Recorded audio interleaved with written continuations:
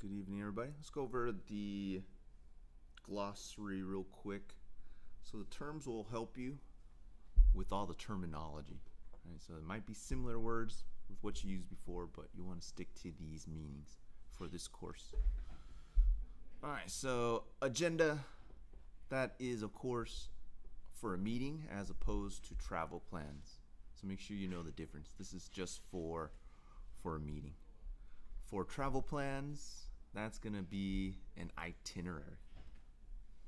Blind copy, so any messages written, or you guys are familiar with the BCC button on your emails. So you blindly copy somebody the message without letting the other recipients know.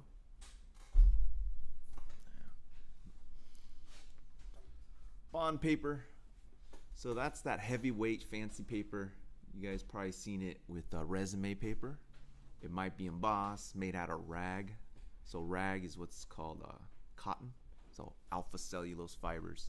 That way it doesn't age or smell after a time. It's all about presentation. Form letter, basic template.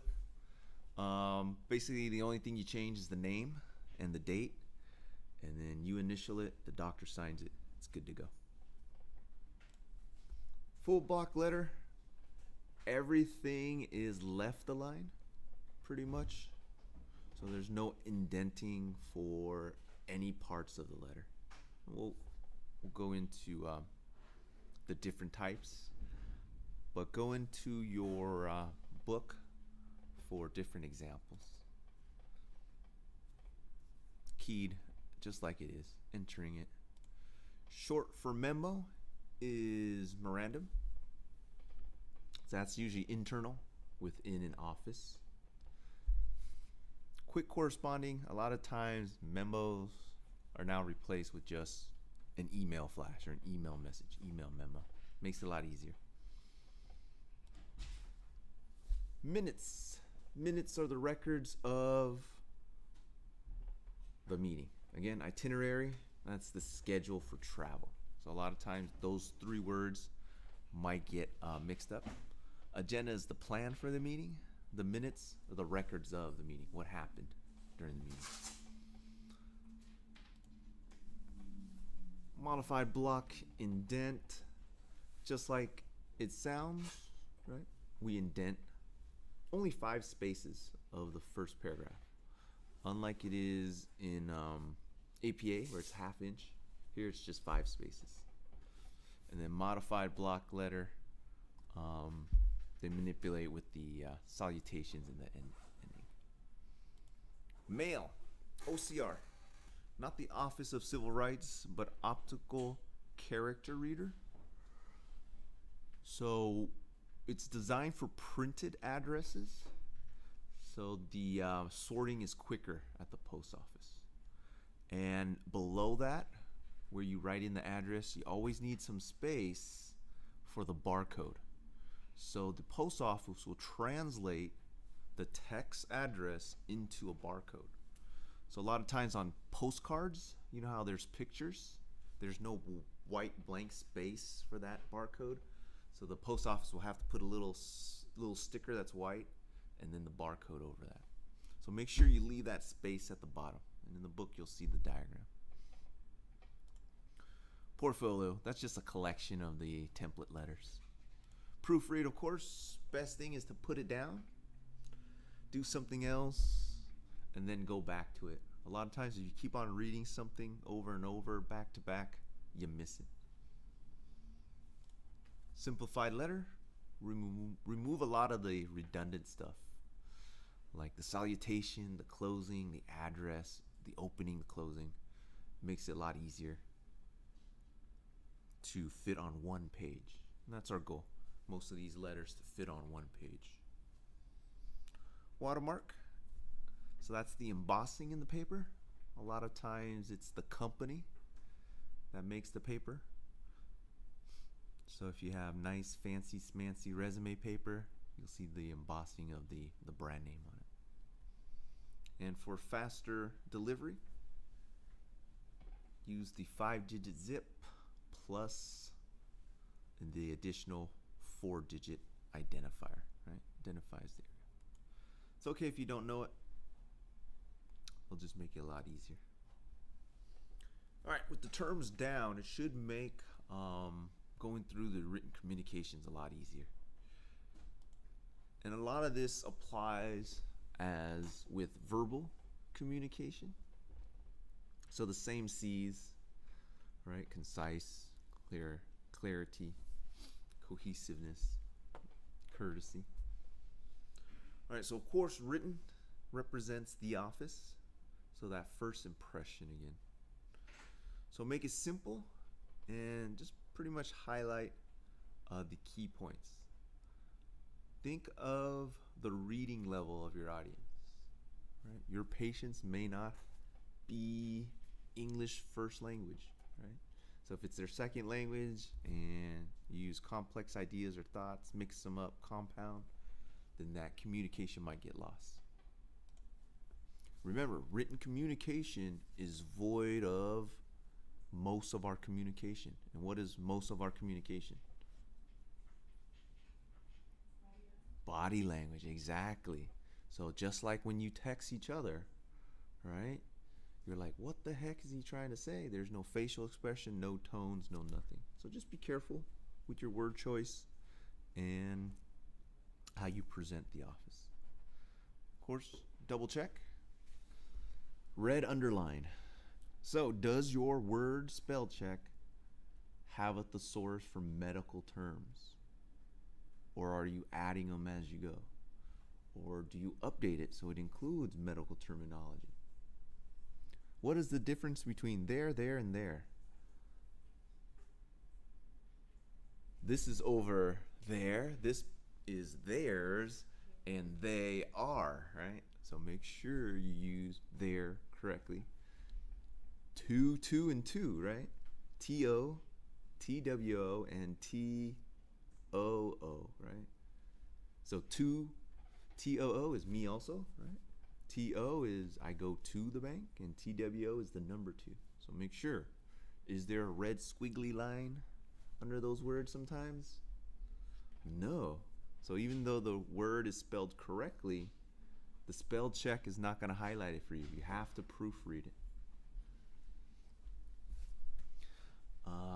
Before the days of word processing programs, right, you had to type everything out and proofread things. It was very common to type the same word twice, repeat it, like the, or that, because you're just typing along and very quickly the mind just makes it look correctly. So just proofread it. What's the cloud?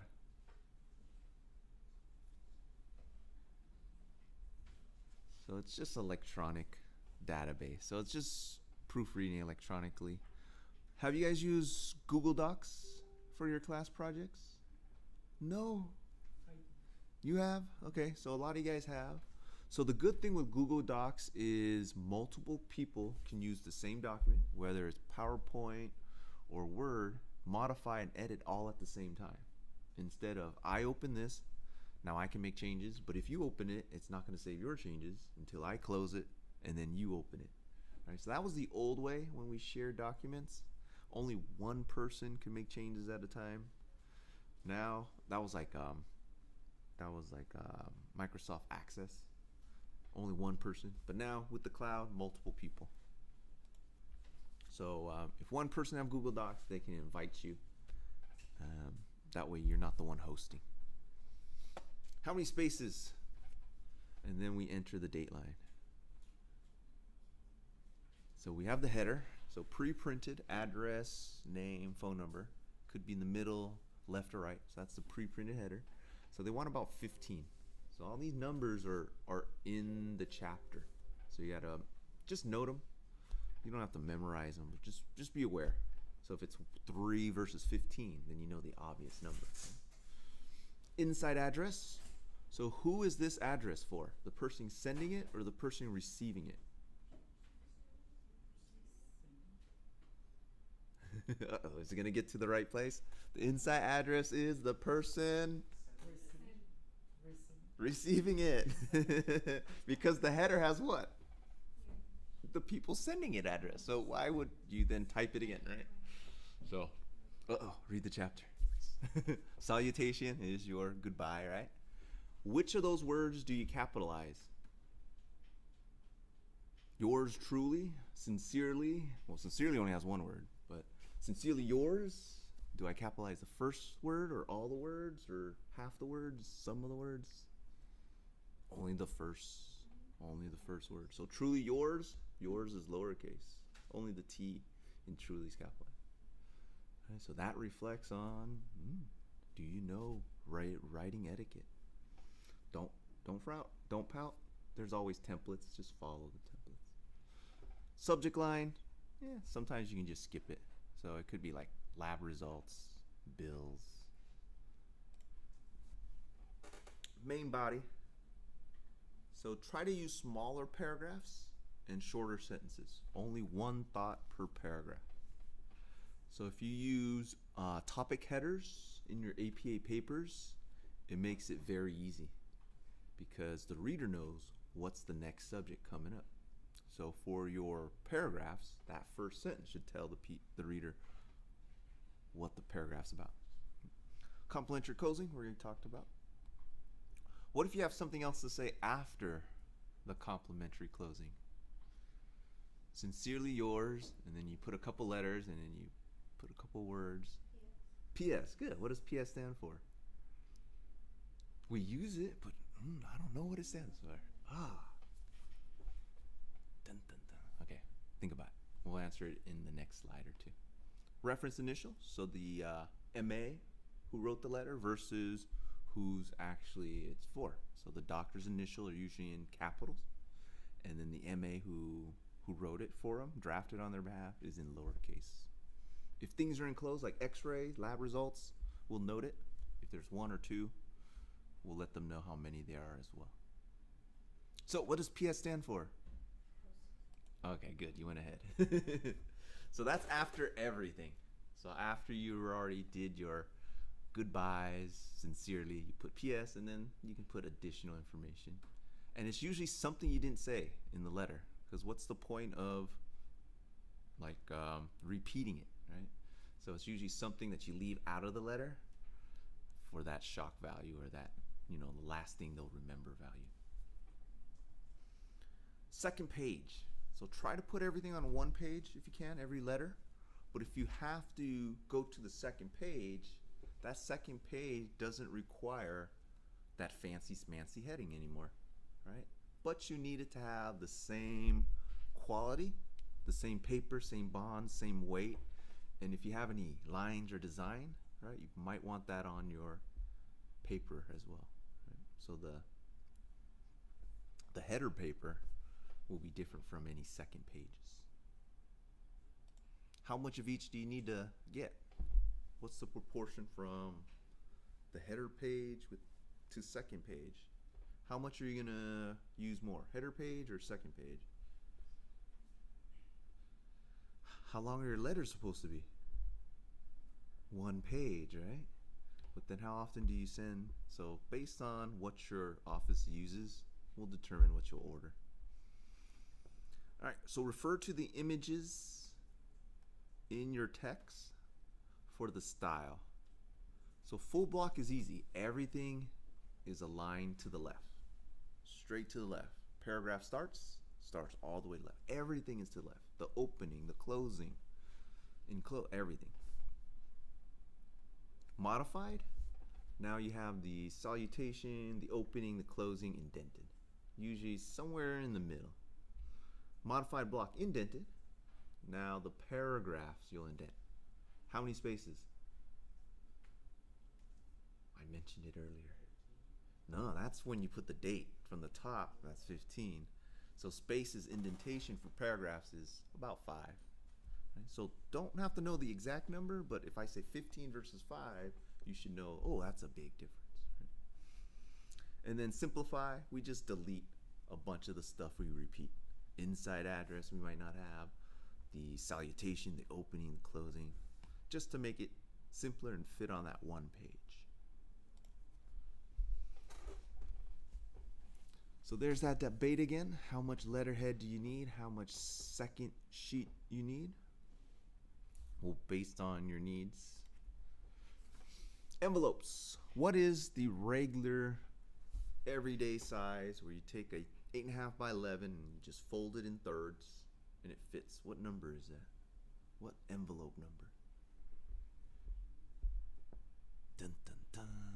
So that's a letter, that's size 10. Right? So make sure you're size 10.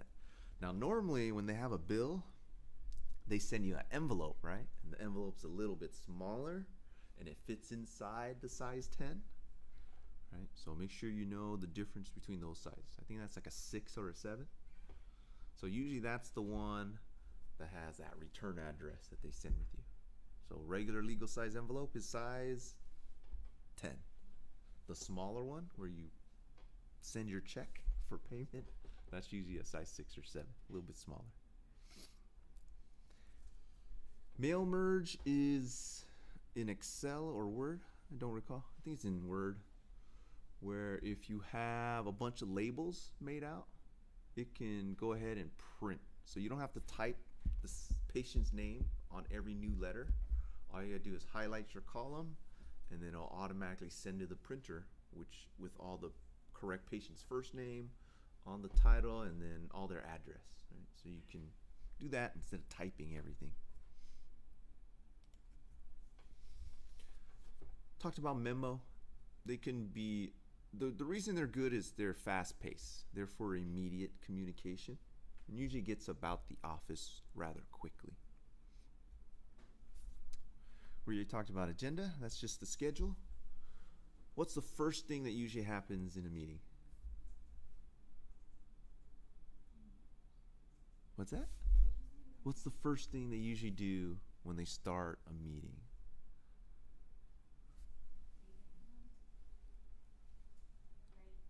So they go over what happened last meeting, right? So they go over the minutes from last meeting and then everyone agrees.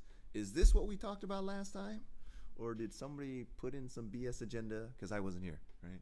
So that's why they always go over last meeting's agenda so we know everything's recorded is accurate and we know where to leave off, right? Where to pick up from.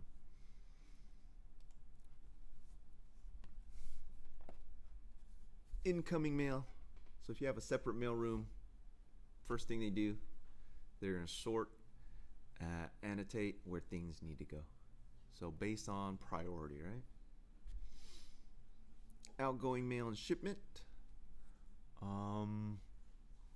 Most places will have their own post meter.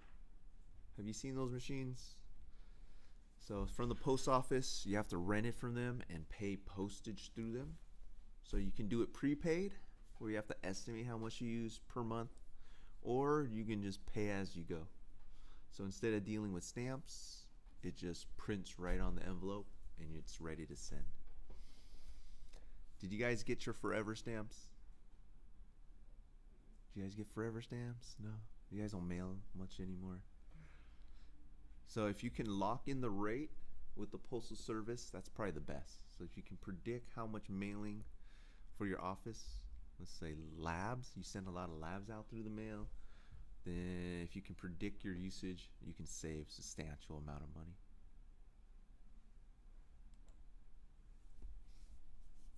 Do you know your zip plus 4?